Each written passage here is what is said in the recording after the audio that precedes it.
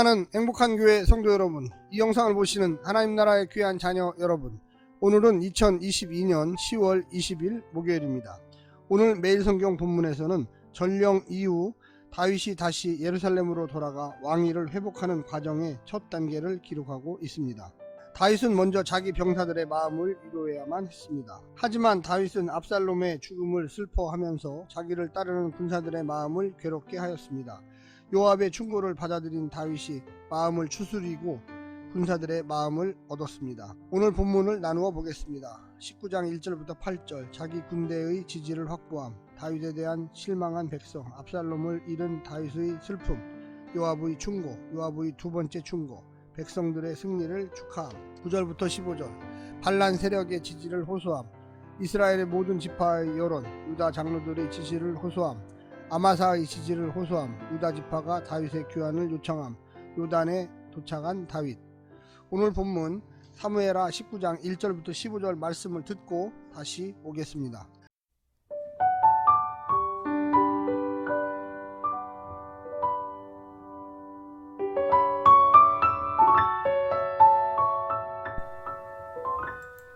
사무엘하 19장. 어떤 사람이 요압에게 아뢰되 왕이 압살롬을 위하여 울며 슬퍼하시나이다 하니 왕이 그 아들을 위하여 슬퍼한다 함이 그날의 백성들에게 들리매 그날의 승리가 모든 백성에게 슬픔이 된지라. 그날의 백성들이 싸움에 쫓겨 부끄러워 도망함같이 가만히 성읍으로 들어가니라. 왕이 그의 얼굴을 가리고 큰 소리로 부르되 내 아들 압살롬아 압살롬아 내 아들아 내 아들아 하니 요압이 집에 들어가서 왕께 말씀드리되 왕께서 오늘 왕의 생명과 왕의 자녀의 생명과 처첩과 비빈들의 생명을 구원한 모든 부하들의 얼굴을 부끄럽게 하시니 이는 왕께서 미워하는 자는 사랑하시며 사랑하는 자는 미워하시고 오늘 지휘관들과 부하들을 멸시하심을 나타내심이라. 오늘 내가 깨달으니 만일 압살롬이 살고 오늘 우리가 다 죽었다면 왕이 마땅히 여기실 뻔하였나이다. 이제 곧 일어나 나아가 왕의 부하들의 마음을 위로하여 말씀하옵소서. 내가 여호와를 두고 맹세하옵나니 왕이 만일 나가지 아니하시면 오늘 밤에 한 사람도 왕과 함께 머물지 아니할지라. 그리하면 그 화가 왕이 젊었을 때부터 지금까지 당하신 모든 화보다 더욱 심하리이다 하니 왕이 일어나 성문에 앉음에 어떤 사람이 모든 백성에게 말하되 왕이 문에 앉아 계신다 하니 모든 백성이 왕 앞으로 나아오니라. 이스라엘은 이미 각기 장막으로 도망하였더라. 이스라엘 모든 지파 백성들이 변론하여 이르되 왕이 우리를 원수의 손에서 구원하여 내셨고 또 우리를 블레셋 사람들의 손에서 구원하셨으나 이제 압살롬을 피하여 그 땅에서 나가셨고 우리가 기름을 부어 우리를 다스리게 한 압살롬은 싸움에서 죽었거늘 이제 너희가 어찌하여 왕을 도로 모셔올 일에 잠잠하고 있느냐 하니라. 다윗 왕이 사독과 아비아달 두 제사장에게 소식을 전하여 이르되 너희는 유다 장로들에게 말하여 이르기를 왕의 말씀이 온 이스라엘이 왕을 왕궁으로 도로 모셔오자 하는 말이 왕께 들렸거늘 너희는 어찌하여 왕을 궁으로 모시는 일에 나중이 되느냐. 너희는 내 형제요 내 고륙이거늘 너희는 어찌하여 왕을 도로 모셔오는 일에 나중이 되리요 하셨다 하고 너희는 또 아마사에게 이르기를 너는 내 고륙이 아니냐. 내가 요압을 이어서 항상 내 앞에서 지휘관이 되지 아니하면 하나님이 내게 벌 위에 벌을 내리시기를 바라노라 하셨다 하라 하여 모든 유다 사람들의 마음을 하나같이 기울게 하매 그들이 왕께 전가를 보내어 이르되 당신께서는 모든 부하들과 더불어 돌아오소서 한지라. 왕이 돌아와 요단에 이르매 유다 족속이 왕을 맞아 요단을 건너가게 하려고 길갈로 오니라.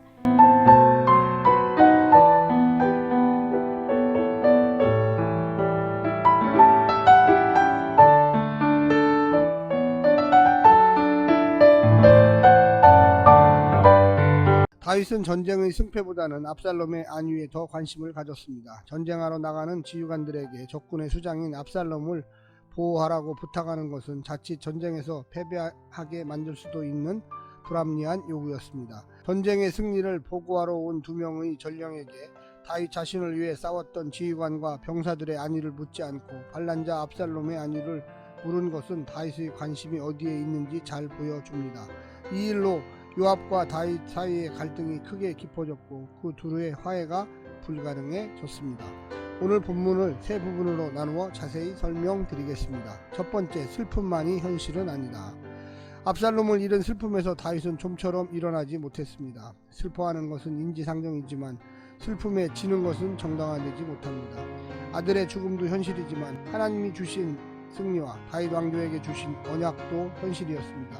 해맑은 축하는 아니라도 승리에 대한 감사와 전쟁에서 수고한 이들 안에 축제가 있어야만 했습니다. 감정은 억압해서도 안 되지만 통제하지 않으면 모든 논리와 명분을 삼키는 무서운 괴물이 됩니다. 두 번째는 조언인지 협박인지 분간할 수가 없다. 다윗 왕이 슬픔의 자리에서 일어나지 못하자 국가 전체의 사기가 땅에 떨어지는 것을 우려한 요압은 지금이 바로 전쟁에서 승리한 백성들을 격려할 때이고 지체할 여유가 없을 만큼 곧 시행해야 할 조치라고 말합니다. 하지만 압살롬을 죽여 이 슬픔의 원인을 제공한 불충한 장수의 말로는 너무 강했습니다. 자신이 마치 왕을 세우고 패할 권한이 있는 사람처럼 거만하게 말합니다. 용기는 있지만 동시에 겸손하게 때에 맞는 조언을 할 줄 아는 사람이 다윗 주변에는 필요했습니다. 세 번째, 다시 왕의 자리로 돌아가다. 다윗은 자신의 혈육인 유다지파를 도전하되 겸손하게 부탁하여 황금 계획을 추진합니다. 요압을 대신하여 유다지파 출신 장수 아마사를 군대 장관으로 임명하여 유다 백성들에게 더 믿음을 줍니다. 다윗에게는 가장 믿을만한 장수였지만 동시에 다윗 자신과 반역자들에게는 가장 큰 위협이었던 타협과 기다림이란 없는 요압을 포기하는 결단을 본 유다 백성들은 다윗을 향해 일제히 마음을 돌려 요단강에서 왕을 맞이합니다. 자신을 버리고 압살롬을 택한 것에 대해 서운함이 없지 않을 것이고 요압은 여전히 무시할 수 없는 지지자였지만 다윗은 새로운 시대를 위하여 과감히 자신을 낮추기도 하고 단호하게 끊어내기도 한 것입니다. 오늘 하루도 하나님의 말씀을 통하여 위로를 받으시고요. 또 용기를 가지시기를 간절히 부탁드립니다. 오늘 하루도 승리하십시오. 샬롬.